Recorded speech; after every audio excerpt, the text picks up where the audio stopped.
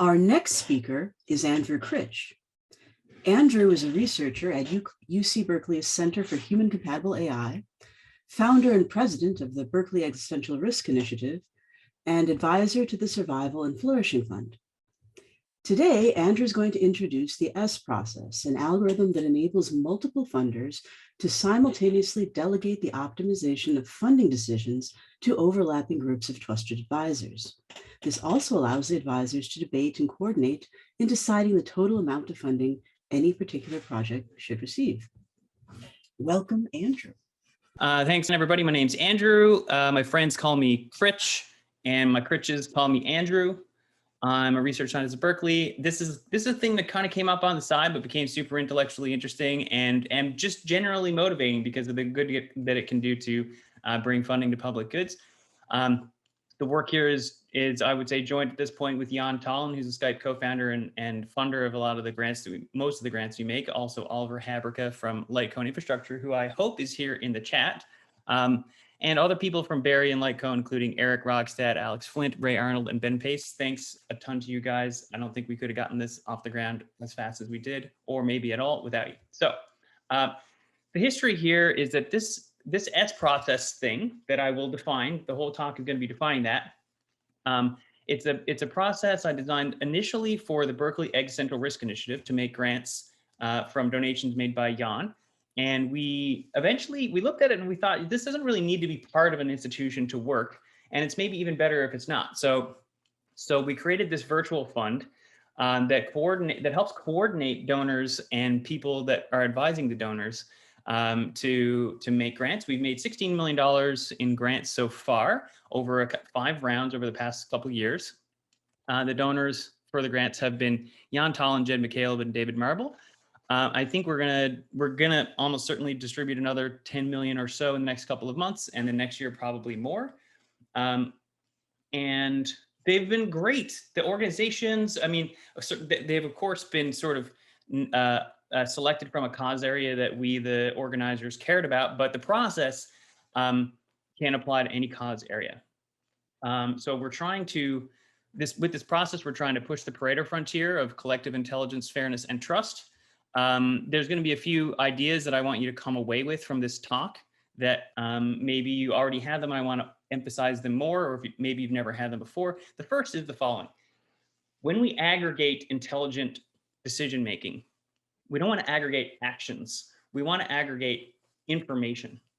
And marginal value functions are a more intelligent type of information to aggregate than money.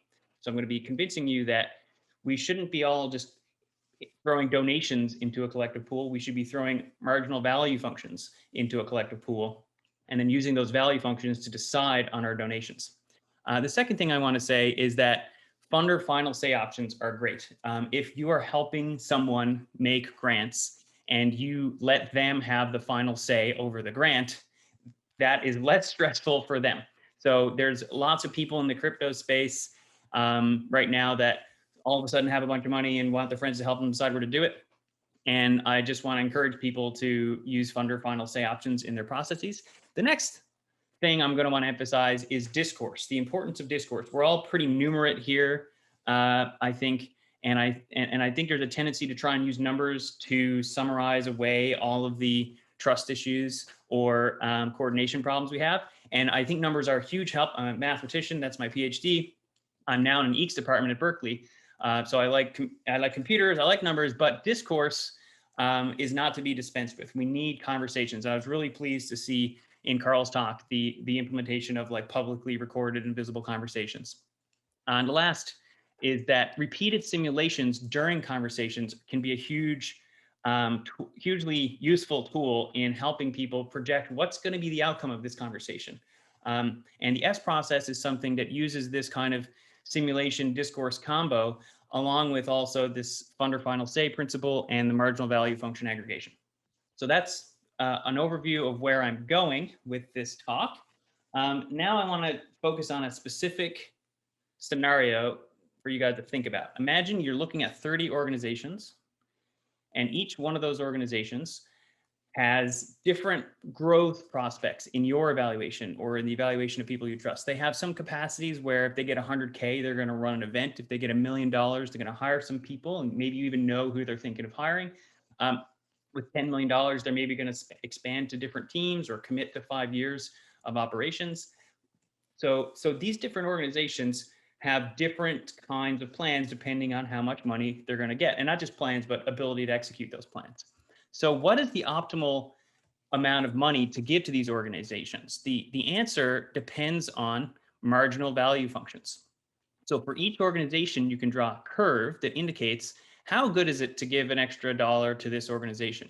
And for most practical purposes, there's diminishing marginal returns to giving to a particular org. I don't mean to claim that there's diminishing marginal returns to giving to a particular cause area or service. For example, I believe there have been increasing marginal returns to the influx of money and talent into the crypto space. However, for any particular organization, there's often a sort of bottleneck of once the staff and network of that organization is overwhelmed, it's not as useful to like pump them full of more money relative to some other organization that doesn't have any money yet. And so for the purpose of this talk and for the S process, we usually assume that there's a diminishing marginal returns to giving right now heaps and heaps of money to any particular organization. And if you draw those curves for yourself, if you say, okay, how valuable is the first dollar we give to this org? Is it worth $1? Or how, maybe this org right here, we think $1 to that org is like only worth 60 cents compared to $1 given to our favorite org. So you can put a little y-intercept here on your graph, and that helps decide the shape of your curve. There's another point you can choose, which is the x-intercept, which is what's the point at which I think it's just not really worth giving more money to this organization right now. It's just kind of pointless. That's the x-intercept. And you can mess with the concavity of the curve. You can make it convex in whatever direction you want to indicate something like wanting to give lots of money up into a threshold. And I'm just going to share with you the app that we use for this. So you can see what the experience is like from a user perspective. So here are those curves I just showed you from the slide. And here is user XO. Maybe this is Xavier Oscarson. And if you see here, as Xavier turns down the shape of this curve for the organization called Nitro, or the Nitro project, you can see that they get less funding allocated in a world where XO is allocating a simulated budget of, say, just over $10 million. Okay, so if you think the marginal returns curve for Nitro is shaped like that, that makes you want to trade off. Like these other organizations, Electroworks, are now looking a little better and they should get some more money, but they shouldn't get all the money just because their curve is higher. And the optimal amount of money for them to get is calculated by the app here. So if you have intuitions about, do I want to really definitely push Nitro out until they get their full, whatever this number is here, almost $2 million? Or do I want to like kind of drop them off really quickly so that they get the first little bit of money, but not necessarily a huge amount? You can express that with these curves, and then the algorithm tells you the optimal amount of funding that each organization should have, taking into account all the organizations you're considering giving to. There's trade-offs here. And one of the trade-offs you have is the future. You might want to hold on to funding for future grant-making rounds, and you might want to express that in a curve. So we have a special curve here called hold, where we just indicate, okay, if we're giving grants and it feels like each dollar we're giving out is only worth 20 cents given to the best giving opportunities we can find, then we should probably hold on to that money and wait for the future. So you can express all those things with marginal value functions.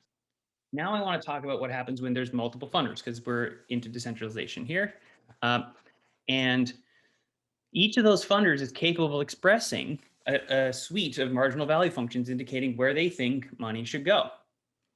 And those functions can be sensitive to each other. So for example, if everyone else has already overfunded an org that you really like, maybe you don't want to give more money to that org. Maybe you think they've got enough. On the other hand, if everyone thinks that an org is really popular and thinks someone else is going to fund it, they might all sort of stand by and hope someone else is going to fund like the Anti-Malaria Foundation or something everyone recognizes is a really good way to save lives. And then no one funds it because everyone thought someone else would do it. So we don't want that. And we also don't want weird games where everyone's sort of holding out on the bystander effect, where it's like, I don't want to spend my money on the Anti-Malaria Foundation because I know everyone else is going to fund it. So I'm going to wait and then see if it gets enough funding. And then if it's good, I'm going to fund my pet projects that I think no one else recognizes. But if no one funds the Anti-Malaria Foundation, then I'll like jump in and save it at the last minute. This is a stressful relationship for funders to have with each other. It's a kind of like a game of chicken where, everyone's trying to hold out on funding the obvious things so that someone else will do it. And in the S process, we're trying to eliminate that ordering effect, that holdout feeling, the bystander effect, the pile-on effect, all at once using marginal utility function aggregation. So as I said, you could choose an order for the funders, but this introduces trust issues, and it matters who's the final player in this game. And it also sucks for the organizations because you end up with the first funder who came in and thought about you, maybe fully funded you, and you don't get any funding from the other people who are satisfied now that you have enough money, but would have funded you if no one else had. And so you have this false sense of insecurity where you think you've just got this one supporter, but actually there's a bunch of people who would have stepped in to support you. So we want to eliminate that problem as well. So at this point, I actually can't see the chat because of the screen share, and I'm wondering if there's any questions that have come up that would be good. And if not, You're free to go on. They're asked and answered in the chat. Great. So a better thing would be to aggregate everyone's marginal utility functions and run a simulation where each simulated funder represented by the funder's marginal utility functions chooses to hand out, say, 1% of their budget or 0.1%. So in the first step of the simulation, simulated funder 1 gives out 0.1% of their budget to the best place that she thinks money should go right now based on her utility functions. Now, the second simulated funder sees where that money went and wonders, okay, now where should I give? Was that enough to fully fund my favorite place? If not, I'm going to give a bit more. And then the simulation moves to the next step. And this way, essentially, nobody goes first. Everyone takes turns in simulation giving out 0.1% of their budget. And there's not this anxiety about whether I should wait or go soon. No org gets fully neglected, because if by the end of the simulation there's an organization that everyone likes but no one funded yet, well, their utility functions are going to pick up on that and fund them. Okay, now I think we can do even better than that, and that's what we do with the S process. We not only run that simulation once, we run it many, many times while people talk to each other and adjust their curves. So you'll have situations like funder 1 says, whoa, it looks like you guys are giving a lot to organization 1. I found them to be deceptive in the past when I dug into their annual reports and found them to be exaggerating. And then the other funders can make an update of their beliefs on that and sort of adjust their opinions. I think this is really, really important. I don't think numbers can replace discourse yet. And we should keep having lots and lots of conversations with each other while we do funding. So that's part of how we run the S process. Each funder inputs their idiosyncratic values for how much money should go to each org. And then we have a matrix that highlights disagreements. Like, okay, it looks like, funder XO here really, really likes nitro, but everyone else thinks nitro is no good. And so maybe there's a conversation we should have when we have our group meetings. People can say, Nitro, tell us why you think, XO, tell us why Nitro is so good. And then they have a conversation. Maybe XO changes her mind, or maybe everyone else kind of comes to like Nitro a bit better. There's that exchange of value and information. So now let's go to what happens when you have a funder who wants to delegate through other people. The simple solution here, like just imagine you have $1 billion, you're trying to find people to help you give it away. You'd love to just hire all your smartest friends or the people that you respect the most to decide where your money goes. But maybe the reason you respect them is that they're busy doing something else. And so you can't just hire all the people you want to help, that you want to get help from. One thing you could do is just hand them all $1 million and say, here, each of you have $1 million, give it to one of these 30 organizations, please. I think then you risk the toe stepping problem where they can they can pile on too much to one org if they don't coordinate, or they can bystander effect away from an org if they don't coordinate. So you want to instill some kind of coordination. And the simplest, most efficient way to do that is for them each to draw marginal utility curves, like we do in the S process. Now, I think there's an even better thing to do, which is what we do in the S process. Can I interrupt? We have a question from the chat of, can you explain how these funders are setting and submitting their marginal value functions? Is it quantitative or qualitative, or are there defined structures? Yeah, so in any given, usually in our grant rounds, we're focused on a particular cause area. So for us, it's often been existential risk, which is reducing the cause area is basically reducing the risk of human extinction. And so that's a quantity that people can argue about and say, I think this organization is, reducing risk by X% per dollar or X% per $1 million. And even though it's very hard to ground out those claims because you don't get to wait for extinction events to happen and then collect data from them and then report back, it is at least something concrete that people can argue about. And so I think the S process works best when the meetings are organized around a particular kind of goal for a society that people can debate concretely about the mechanics of. Hopefully that answers the question. There's not an imposition within the app to measure your values in existential risk. It's just, that happens at the level of discourse rather than in the app itself. The app just measures the value of each dollar given relative to the value of what you think the most valuable dollar given is. You call the most valuable dollar worth $1, and then each other dollar, if it feels worth less, you measure it as being worth less in your subjective judgment. Okay. Coming back, the best solution when you have a bunch of recommenders, people that are recommending grants to a funder, is to first ask them to enter their marginal value functions in an S process instance like our app. Then watch them debate and update their positions for a while. So you get a sense, you get a vibe from each person, like this person has really thought things through versus like this person hasn't thought things through. They're just like winging it. Or this person is really smart, but they haven't put any time into it this time. So I'm not sure how much I trust them. And then once they lock in, once the meetings are over and they lock in their marginal value functions, you as a funder can then enter your own marginal value functions for the recommenders. So you can use the same process for funding orgs for deciding how much funding should go through each recommender. So here's an example of that. This is just like a fictitious numbers I made up where, say, Jan is deferring to these recommenders and draws a marginal utility curve indicating how good is it to pump additional money through the judgment of XO versus VA versus IF. If you think someone's initial ideas are really good, you give them a high first dollar value. And if you think their ideas are going to keep being good when you keep pumping more money through that person, you give them a large last dollar threshold. And as you change the threshold here where you want to give your last dollar, we call that the last dollar threshold, that changes how much money passes through each recommender, which you can see here at the top left. But it also then flows through to determine how much each organization gets.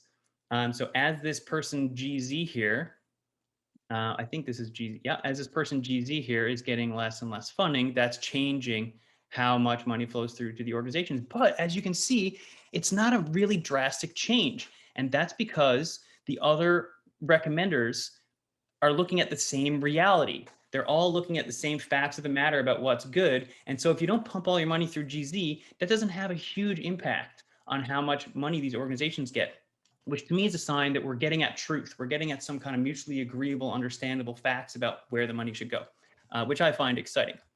Of course, we can have bubbles and filters and stuff like that that make everyone collectively wrong. We got to watch out for it. Oh, can I interrupt again with another question? Yes. So we have a question here from Juan. What are your thoughts on making claims made during discourse more verifiable or explicitly conditioning the impact of the claim on some factor? He mentions that I've personally seen a lot of false or exaggerated claims in discourse-only reputation systems, both negative and positive, which lead to really unfortunate consequences in funding systems. So basically have an explicit factor built into any adjustments that happen during discourse after initial assignments were done.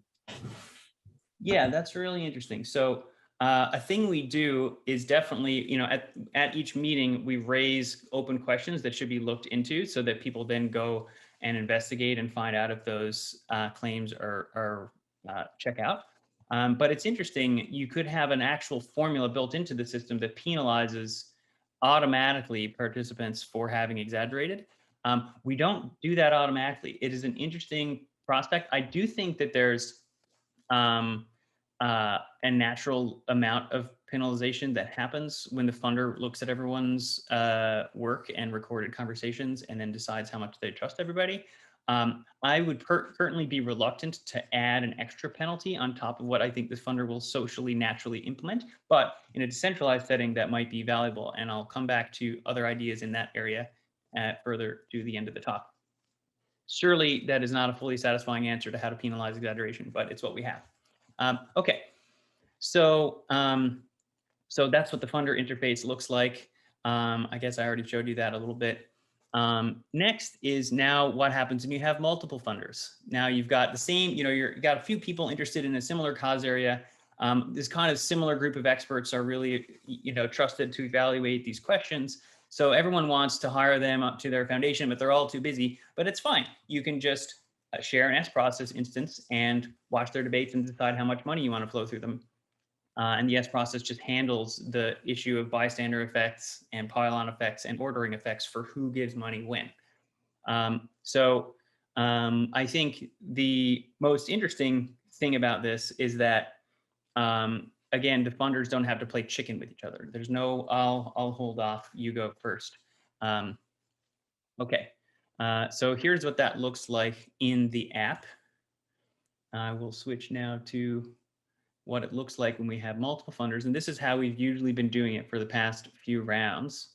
You can see here, we have 3 funders, Jan, Jed, and David. And these are hypothetical organizations. We didn't want to violate anyone's privacy by putting up the real orgs. But the numbers here are modulo some noise that I added for to make it difficult to recover exactly who anyone is. These numbers are real numbers that were entered, approximately speaking, by real participants in the system. And you can see here from this graphic that because of the, you can click on the Jan node here, that this is Jan's evaluation of how much he trusts the different recommenders. This is this recommender's or expression of how much money and when it should flow to each organization. And then all that gets aggregated together in a Sigma node here, which takes a second to load. Probably shouldn't click. And you can see here, okay, we have, let's look at this, well, let's find one that's getting, here we have Electroworks. It looks like Electroworks getting money through 3 different recommenders, XO, and a tiny little bit from BO here, and then also a little bit from VA.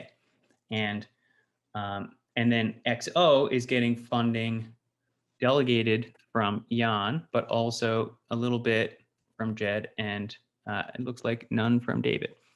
So we have this flow through, and as you can see, there's a big difference between how much each funder is giving, but the funders can still have a conversation with each other at the end and share their impressions of like who did good work evaluating where these grants should go. So that is what it looks like in app form. And again, we always have this matrix here that can be used to draw out disagreements. And unfortunately, we don't make our conversations, our recorded conversations, public. We do that for basically to make it less scary for the recommenders to sign up and participate. So if they have positive or negative views of any organization, they're not scared about people getting angry at them on the internet. But I hope we move to a world where everyone can express their opinions freely and they don't have to worry about that sort of outcome when people freely express their evaluations of organizations. And I hope that the rollout of public goods funding activities like Gitcoin and the S process will make it so that more people can get involved in expressing their opinions about where money should go, so that people are less triggered by hearing those expressions. It's just normal to have positive and negative evaluations of orgs, and nobody is freaked out if you think someone shouldn't get money. Okay, this is coming up close to the end of my slides, but I have a few more things to say. I want to make a comparison to quadratic, what I call it quadratic matching, because you're kind of matching donations with other donations in the quadratic funding space. Quadratic funding elicits honesty from participants. That's what's exciting about it. The formula for marginal value of making more donations tells you that you just want to give exactly the amount that you believe the organization should get. But it leads to suboptimal allocations because of these bystander effects, these pile-on effects, the ordering effects, all that. The people are not coordinated in terms of how much money should go to any particular organization in total. The S process solves that problem by aggregating everyone's marginal utility functions into a process where everyone kind of acts simultaneously. And it in practice seems to elicit a high level of honesty. We don't have a theorem proving that it elicits honesty. And in fact, we know that there's small incentives to deviate from perfectly honest expressions. However, those incentives are very small, and in practice, they don't seem relevant. So we are pretty happy about that. And it would be an interesting research problem to actually precisely define and measure the honesty incentives in the S process. And if you want to do research on that, you can email me. It's also a feature and not a bug that the top level funders are not forced to communicate with each other in any particular way, so that it's easy for them to decide to participate without being freaked out that someone's going to get mad at them for what they're expressing. So that's a key part of the process there. And it is something I would like us to do in the future, or at least consider doing, is adding quadratic matching agents to the S process itself. So you can have a little agent in the simulation that watches the recommenders and quadratically matches their donations. So now you get the benefits of quadratic funding and the benefits of the optimal allocation outcome that the S process gives you. So these principles of quadratic funding and the S process can be combined, and I'm pretty excited about that prospect. There's a bunch of research that I think people should know about in the area of transparency in game theory. Game theory, a lot of economics is built on game theory, and then presumes opacity on the part of agents participating in the system. I think this is a false modeling assumption that causes people to trust each other less than they should, which leads to low trust systems, which leads to low trust behavior. And I think we should stop, and we should start modeling economic actors as partially translucent. I'd encourage people to read about translucent game theory or open source game theory as an important shift in how we think of agents in economics. I want to say belief aggregation is important. We should not merely aggregate the behavior of giving money. We should aggregate the beliefs behind the decision to give money. And here's a couple of papers about aggregating beliefs, or what happens when you don't, which is that people with true beliefs end up winning a lot of bets, and people with less accurate beliefs lose bets and kind of get screwed over, which sucks for them. And I think it's an unfair world. Lastly, I think mechanism design underestimates the cost of lying. Most formal mechanisms for eliciting honesty just assume that the agents in it are fully opaque. It assumes that there's no computational cost to constructing a lie. It assumes there's no reputational risk to being caught in a lie later.